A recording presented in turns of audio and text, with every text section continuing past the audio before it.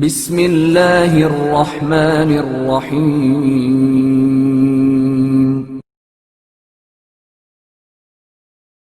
خوف خدا گناہوں سے بچنے کا سبب۔ ابو حمزہ صومالی نے امام زین العابدین علیہ السلام سے روایت کی ہے کہ آپ علیہ السلام نے فرمایا، ایک مرتبہ کا ذکر ہے کہ ایک شخص اپنی بیوی کے ہمراہ کشتی پر سوار ہوا۔ کشتی سمندر میں سفر کر رہی تھی کہ سخت آندھی آئی اور کشتی ٹوٹ پھوٹ کر تختہ تختہ ہو گئی۔ کشتی پر سوار تمام مسافر سمندری لہروں میں ڈوب گئے، صرف وہی عورت ایک تختے پر سوار ہو سکی اور ہوا نے اسے ایک جزیرے تک پہنچا دیا۔ وہ عورت تختے سے اتر کر جس جزیرے میں پہنچی، اس جزیرے میں ایک بحری قزاق بھی رہائش پذیر تھا۔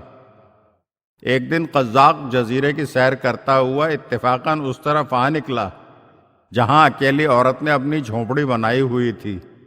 اس نے اکیلی عورت کو دیکھا تو اس کی نیت خراب ہوئی اور اس نے عورت کو غیر شرعی کام کے لیے آمادہ کرنا چاہا، تو عورت نے انکار کر دیا۔ قزاق نے جبراً اس کی عصمت دری کرنا چاہی تو اس نے دیکھا کہ عورت بیچاری تھر تھر کانپ رہی ہے اور اس کا چہرہ ہلدی کی طرح زرد ہو چکا ہے۔ قزاق نے عورت سے پوچھا، آخر تو اتنا خوفزدہ کیوں ہو رہی ہے؟ عورت نے آسمان کی طرف اشارہ کر کے کہا، مجھے اللہ کا خوف کھائے جاتا ہے اور خدا کی قسم میں نے آج تک غیر شرعی فعل انجام نہیں دیا۔ عورت کے اس جملے نے اس بحری قزاق پر گہرا اثر ڈالا اور اس نے عورت سے معافی طلب کی اور کہا، میری نالائقی ہے کہ آج تک میں نے خوف خدا کو مد نظر ہی نہیں رکھا۔ بعد ازاں اس قزاق نے صدق دل سے توبہ کی اور تمام برائیاں چھوڑ دیں۔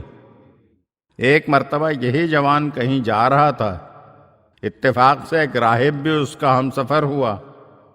دوپہر کا وقت تھا، گرمی بہت زیادہ تھی، لو چل رہی تھی۔ راہب نے جوان سے کہا، بھائی آپ دعا مانگیں، اللہ تعالیٰ بادل بھیجے تاکہ ہم اس کے سائے میں یہ سفر طے کر سکیں اور اس گرمی سے نجات ملے۔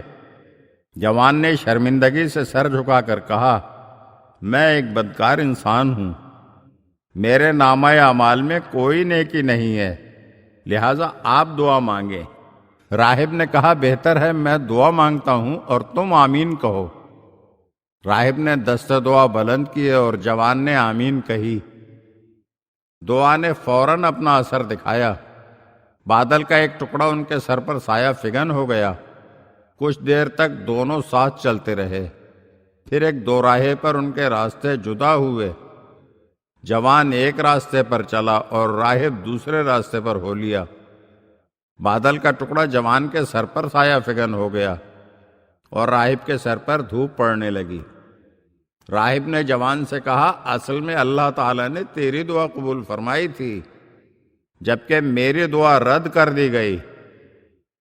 تم نے ایسا کون سا نیک کام کیا ہے جس کی وجہ سے اللہ تعالیٰ نے تمہاری دعا قبول فرمائی؟ جوان نے اپنی تمام داستان من وعن بیان کر دی تو راہب نے اس کی اس داستان کو سن کر کہا، تیرے دل میں اللہ کا خوف پیدا ہوا، اسی لیے اللہ نے تجھے توبہ کی توفیق عنایت کی۔